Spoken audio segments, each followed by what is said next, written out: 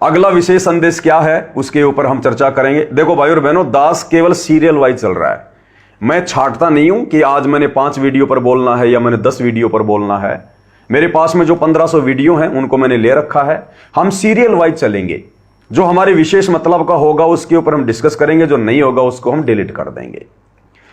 अगले सत्संग में गुरुदेव भगवान हमें मुक्ति के बारे में बता रहे हैं। मुक्ति यानी रियल मुक्ति क्या है, रियल मोक्ष क्या है, मुक्तियां कितने प्रकार की होती हैं।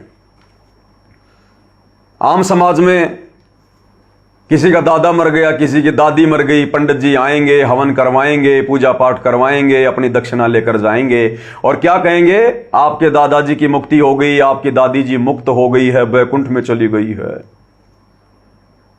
तो परमेश्वर हमें क्या समझा रहे हैं, इस काललोक की मुक्ति क्या है और परमेश्वर की मुक्ति क्या है।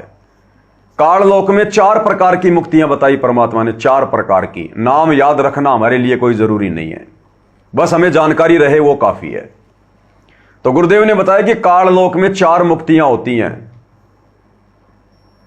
परंतु 4 मुक्तियों से जीव पूर्णतया मुक्त नहीं होता।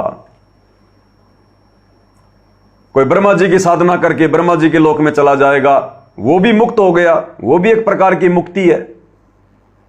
विष्णु की साधना करके कोई विष्णु लोक में चला गया, वो भी मुक्त हो गया, उसने भी मुक्ति प्राप्त कर ली। थोड़े समय के लिए 84 लाख योनियों से, नरक से, इस गंदे लोक से उसने मुक्ति प्राप्त कर ली।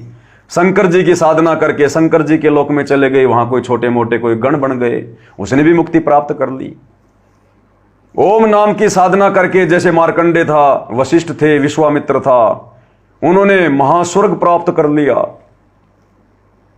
वो थोड़े ज्यादा समय के लिए मुक्त हो गए, मुक्ति प्राप्त कर ली। आना फिर उनको भी पड़ेगा, क्योंकि काल लोक की 4 मुक्तियां हैं और 4 मुक्तियां पूर्ण नहीं हैं। इन मुक्तियों का फल भोगने के बाद 84 लाख योनियां भी भोगनी पड़ेंगी और नरक भी भोगना पड़ेगा, बारंबार मनुष्य देह भी धारण करनी पड़ेगी।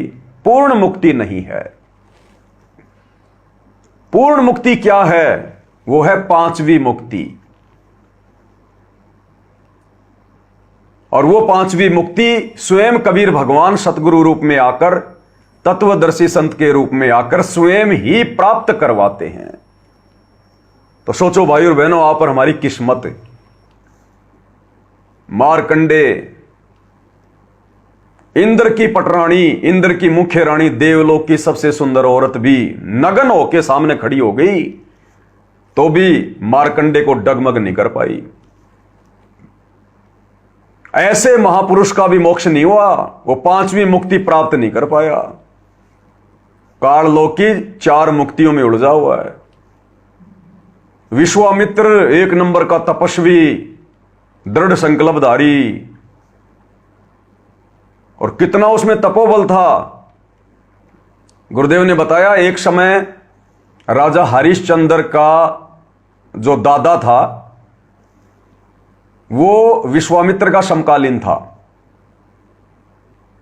और विश्वामित्र अपनी तपस्या करने के लिए कहीं बाहर चला गया 10-12 साल के लिए। पीछे से पड़ गया अकाल। उस अकाल के समय में विश्वामित्र के परिवार को राजा हरिश्चंद्र के दादाजी ने संभाला, भोजन पानी की व्यवस्था की। और तपस्या पूरी करके जब विश्वामित्र आया, उसे पता चला कि मेरे परिवार को किसने सहारा दिया, तो बड़ा खुश हुआ।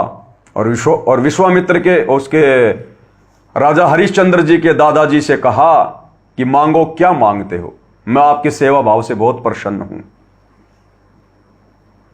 राजा हरिश्चंद्र के दादा ने कहा कि मैं स्वर्ग में जाना चाहता हूं। तो विश्वामित्र ने कहा कि ठीक है, आपको भेज देंगे स्वर्ग में, कोई दिक्कत नहीं है। इस बात का ऊपर पता चल गया स्वर्गवासियों को, देवताओं के राजा इंद्र को इस बात का पता चला, देवताओं को पता चला। तो जैसे में गुरुदेव भगवान कहते हैं ना कि बच्चों, ये राग द्वेष ईर्ष्या मान बड़ाई की आग नीचे से लेकर ऊपर तक हर जगह लगी हुई है। पृथ्वी से ज्यादा राग द्वेष मान बड़ाई ईर्ष्या मनमुटाव ऊपर के लोकों में है, ऊपर के लोकों में।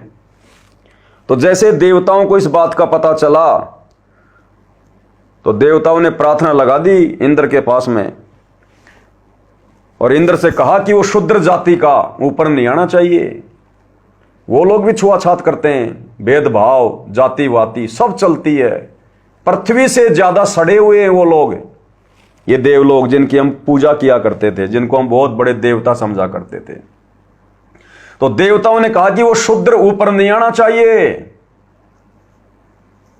तो इंद्र ने मना कर दिया विश्वामित्र जी को कि हम इसको स्वर्ग में जगह नहीं देंगे, कॉमन स्वर्ग में। तो विश्वामित्र बड़ा नाराज हुआ कि मेरी आज्ञा की अवहेलना। उसी समय विश्वामित्र ने कहा कि मैं इस व्यक्ति के लिए अलग से स्वर्ग बना दूंगा, अलग से व्यवस्था कर दूंगा, मेरे पास में तपोबल की इतनी शक्ति है।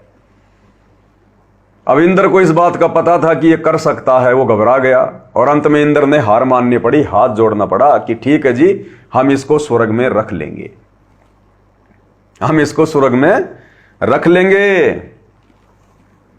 तो इतनी ज्यादा पावर, इतनी भक्ति, इतना तपोबल विश्वामित्र में, उसके बावजूद भी भाई और बहनों वो सतगुरु की 5वीं मुक्ति से वंचित है।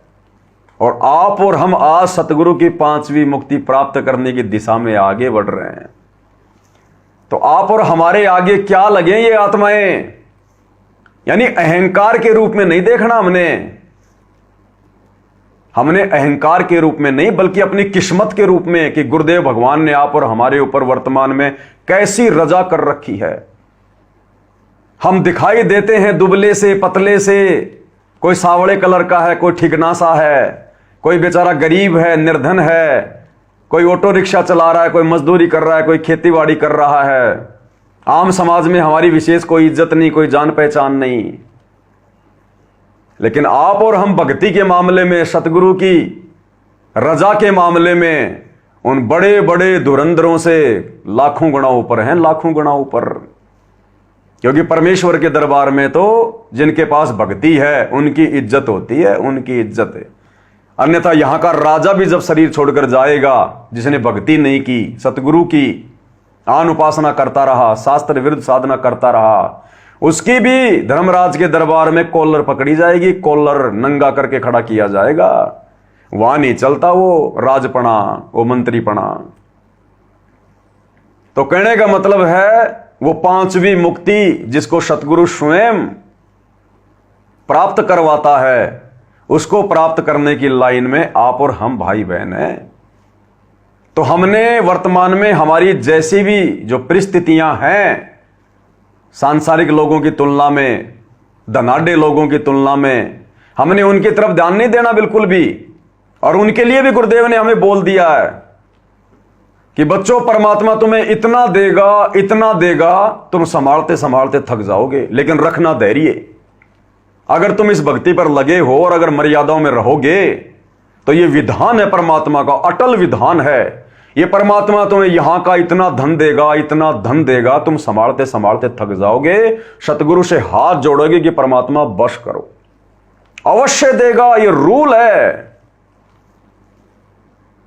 तो हमने अपनी वर्तमान परिस्थितियों को देखकर मायूस नहीं होना, डगमग नहीं होना, दूसरे लोगों की बकवादों को देखकर मन में शंका पैदा नहीं करनी।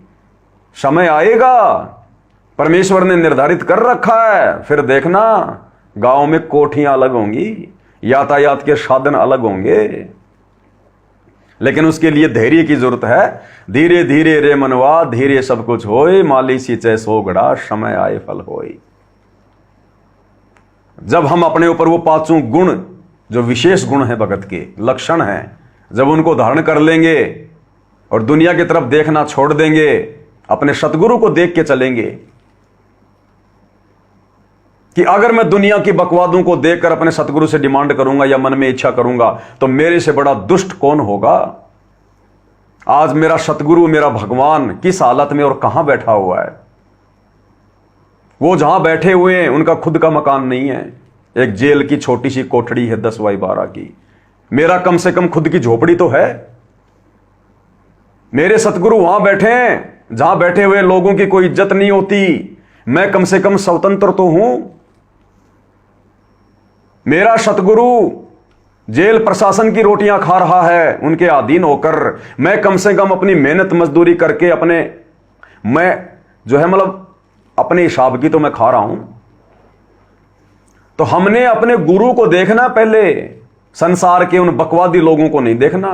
वो क्या खा रहे हैं, क्या पी रहे हैं, किन गाड़ियों में घूम रहे हैं, कैसे कैसे उनके बंगले हैं, कितना उनका बैंक बैलेंस है, क्या क्या उनके घर में भौतिक सुविधा के साधन है, उनको नहीं देखना हमने।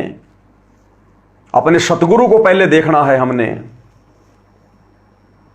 और गुरुदेव ने बताया, बच्चों आने वाले समय में तुम ऊपर उठोगे, और जो आज तुम्हें ऊपर उठे हुए दिखाई दे रहे हैं, बड़े बड़े बिजनेसमैन, मंत्री, संतरी, प्रधानमंत्री, जिनकी आज महिमा है, तुम जितना ऊपर उठ रहे हो इस भक्ति के सहारे, वो इस भक्ति का सहारा ना होने के कारण उतना ही नीचे गिरते जा रहे हैं। तुम अपना बैंक बैलेंस बढ़ा रहे हो भक्ति वाला, जिस बैंक बैलेंस से आने वाले समय में तुम्हें सारी सुविधा मिलेगी, और वो सतगुरु की शरण ना होने के कारण पिछले किसी जन्म का कमाया हुआ बैंक बैलेंस वर्तमान में खर्च कर रहे हैं और नीचे आ रहे हैं, नीचे आ रहे हैं। यानी भगत ऊपर उठ रहा है और जगत वाले ऊपर से नीचे आ रहे हैं। और ज्यादा समय की बात नहीं है, 2028-30 के आसपास देख लेना भाई और बहनों, ये सबकी सुविधाएं एकदम से बंद हो जाएंगी, सबकी संपत्तियां छिन जाएंगी, ये रोडों पे आ जाएंगे, रोडों पे। क्योंकि ये जितना जो कुछ ये प्राप्त है इनको केवल भक्ति से प्राप्त है। तो इनकी बैटरी डिस्चार्ज की तरफ है, वर्तमान में चार्जर लगा नहीं रखा। हमारी बैटरी पहले से डिस्चार्ज थी, हमने भक्ति का चार्जर लगा लिया, तो हमारी बैटरी चार्ज हो रही है, उनकी बैटरी डिस्चार्ज हो रही है। तो आने वाले समय में सांसारिक संपत्ति के धनी भी सतगुरु रामपाल जी के ही भगत बनेंगे। इसलिए गुरुदेव कहते हैं, धीरे धीरे रे मनवा धीरे सब कुछ होए, माली सींचे सो गड़ा समय आए फल होए। कि धैर्य रख, सबर रख, सील, संतोष, विवेक, दया, अक्षमा, ये 5 विशेष गुण लक्षण होते हैं भगत के। ये हमने अपने ऊपर धारण करने हैं, तब देखना सतगुरु फिर क्या रजा करेगा। स्पष्ट कर रखा गुरुदेव ने कि बच्चों, अगर आपने गेहूं खेत में बीज दिए हैं तो चारा तो होगा ही होगा। वो गेहूं से पहले चारा होगा, ये नियम है। इसी प्रकार हम जो भक्ति कर रहे हैं मोक्ष के लिए, मुक्ति के लिए, तो मुक्ति से पहले हमें यहां की संपत्ति मिलेगी मिलेगी, हमें यहां का वो धन मिलेगा ही मिलेगा। जिस प्रकार गेहूं निकालने से पहले पशुओं का चारा होता है, ढेर लग जाता है, गेहूं इतना नहीं होता जितना पशुओं के चारे का ढेर लग जाता है। तो ऐसे परमात्मा यहां ढेर लगाएगा अपने भगत के, लेकिन रखना पड़ेगा धैर्य और रहना पड़ेगा मर्यादाओं में। अगर आपने मटकी में छेद कर रखा है तो ऊपर से तो भक्ति करके पानी डाल रहे हो, नीचे से निकल रहा है, फिर सतगुरु का वचन आप पे फलित नहीं होगा, फिर आप ऐसे दारिद्र रहोगे आप। तो सतगुरु की सारी टर्म एंड कंडीशन में रहेंगे, फिर देखना परमात्मा हाथ जुड़वा देगा संपत्ति से कि गुरुजी बस करो, इससे ज्यादा नहीं परमात्मा, ये मालिक इससे ज्यादा सहन नहीं होगा, हाथ जुड़वा देगा मालिक। तो कहने का भाव है, ये जितने भी बड़े बड़े धनुर्धर, जितने भी बड़े बड़े ये पराक्रमी, ये तपस्वी, भगत, संत जो हमें दिखाई दिया करते थे, जो काल की बेगार करते थे, तपस्या करके सिद्धियां प्राप्त कर लेते थे, किसी का भला कर देते थे, किसी का बुरा कर देते थे, समाज में इनकी महिमा बनी हुई थी, ये भी 5वीं मुक्ति के अधिकारी नहीं हुए। और आप और हमारा सौभाग्य देखो, सतगुरु ने आज हमें 5वीं मुक्ति का यानी पूर्ण मोक्ष का अधिकारी बना दिया, सनातन परम धाम का अधिकारी बना दिया। तो क्या कहते हैं गुरुदेव, 4 मुक्तियां कौन सी है और 5वीं मुक्ति कौन सी है? तथाइतों का मतलब है कि हमारा जन्म और मरण समाप्त हो जावे, उसको मुक्ति कहते हैं। एक मुक्ति है स्वर्ग प्राप्ति, एक मुक्ति है देव प्राप्ति, एक मुक्ति है जो कि जब तक ये ब्रह्मांड रहता है तब तक वो, और फिर स्वर्ग के अंदर रहता है, उसके बाद फिर वापस मृतमंडल में आ जाता है जीव रूप में। जब ये ब्रह्मांड दोबारा रची जाती है तो सतगुरु महाराज की जो मुक्ति है, बंदी छोड़ कबीर साहब की, गरीबदास जियों की, वो 5वीं मुक्ति है। और वो सतलोक में ये जीव चला जाता है। सतलोक में जाने के बावजूद हमारा दोबारा जन्म नहीं होता। तो 5वीं मुक्ति, जिस मुक्ति के लिए आप कितना ही दान कर दो, कितना ही धर्म कर दो, कितने यज्ञ हवन कर दो, आप अपने शरीर का अंग अंग काट कर और किसी के सामने न्योछावर कर दो 21 ब्रह्मांड में, आपको 5वीं मुक्ति वो प्रदान नहीं कर सकता। ये 5वीं मुक्ति तो 21 ब्रह्मांड के राजा काल को भी प्राप्त नहीं है। तो सोचो, काल के अधीन जीवों को कहां से हो जाएगी, ब्रह्मा विष्णु महेश को कहां से हो जाएगी। और जब हम 5वीं मुक्ति प्राप्त कर लेंगे, अपने गुरुदेव भगवान अपने परमात्मा के साथ उनके विमान में बैठकर सतलोक को चले जाएंगे। उसके बाद ये यहां की जो 4 मुक्तियां हैं, जिनके लिए दुनिया बैल और गधे की तरह तड़प रही है, प्रयास कर रही है, ये 4 मुक्तियां तो वहां हमारी चंपी करेंगी, चंपी हमारे चरण दबाएंगी।